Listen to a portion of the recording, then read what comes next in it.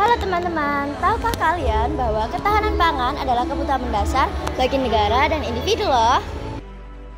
Nah, kebutuhan mendasar tersebut meliputi ketersediaan pangan yang cukup, aman, berkualitas, dan juga terjangkau.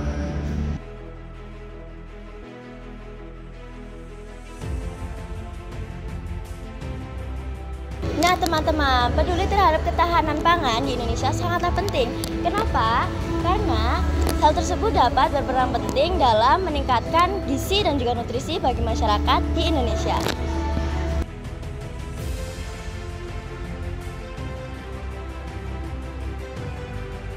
Grafik ketahanan pangan menurut Global Food Security di Indonesia dari tahun 2012 sampai 2015 mengalami ketidakstabilan penurunan dan kenaikan. Pada tahun 2016 mengalami kenaikan sampai di titik pada tahun 2019 tingkat tertinggi ketahanan pangan di Indonesia. Tetapi pada tahun 2020 dan 2021 mengalami penurunan lagi. Indonesia memiliki beberapa tantangan dalam menghadapi ketahanan pangan di Indonesia. Di antaranya, 1. Pertumbuhan penduduk yang tinggi di Indonesia. Pertumbuhan penduduk yang tinggi di Indonesia mencapai 276 juta jiwa yang meningkat sekitar 10 juta jiwa dari tahun 2020. Yang kedua, ada perubahan iklim dan bencana alam. Perubahan iklim di Indonesia seperti pola musim, curah hujan, dan lain-lain, dan bencana alam seperti banjir, kebakaran, gunung meletus, tanah longsor, gempa bumi, dan lain-lain. Dan yang ketiga, ada konversi lahan pertanian menurun karena lahan pertanian dibuat sebagai perumahan, pertambangan, industri, dan jalan tol. Yang terakhir, yang keempat, ketergantungan impor pangan. Ketergantungan impor pangan paling besar itu ya seperti beras, gula, gandum, dan lain-lain.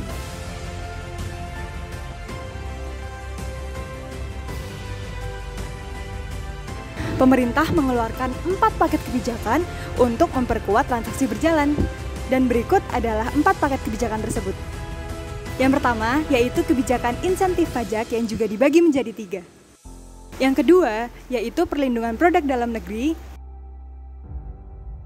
A. Pengenaan biaya masuk anti-dumping sementara dan biaya masuk tindak pengamanan sementara terhadap produk industri impor yang unfair trade. B. Penerapan letter of credit untuk produk sumber daya alam, yakni tambang, batu bara, migas, dan CBO. C. Restrukturisasi dan revitalisasi industri reasuransi domestik. Pemerintah memperkenalkan perusahaan reasuransi BUMN penggabungan 2 perusahaan reasuransi yang selama ini kecil-kecil menjadi sebuah perusahaan reasuransi nasional. Dan yang ketiga, yaitu bebas visa kunjungan wisatawan singkat kepada 30 negara. Dan yang keempat atau yang terakhir yaitu kewajiban penggunaan biofuel sampai dengan 15%.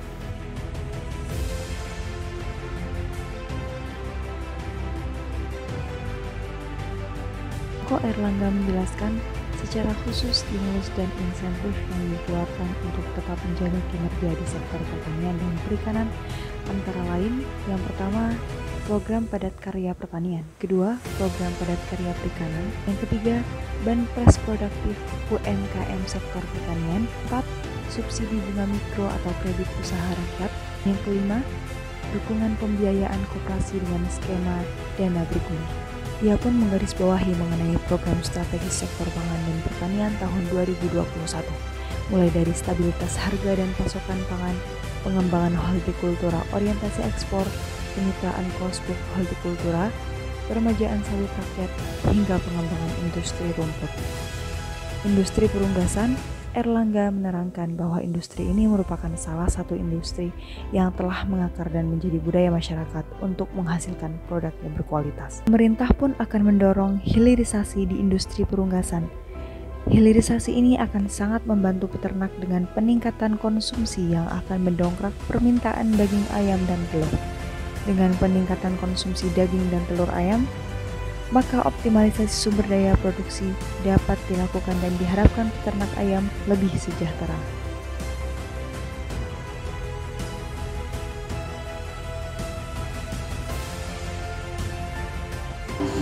Berbagai solusi inovatif berupa pelayanan dan pengembangan di global yaitu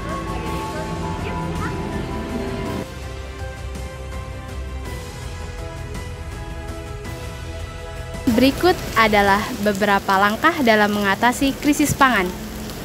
Mengatasi perubahan iklim dengan operasi berkelanjutan untuk memastikan cukup makanan untuk generasi mendatang. Mempromosikan keragaman pangan melalui pelatihan tentang pentingnya pola makan yang beragam dan sehat. Meningkatkan produksi pangan dalam negeri dalam jangka panjang.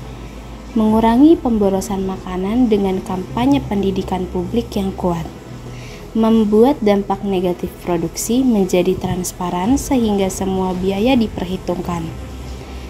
Mendiversifikasi sumber protein dengan pengembangbiakan serangga dan ubur-ubur untuk mengatasi tingkat protein hewani yang rendah di beberapa wilayah. Audio Jungle.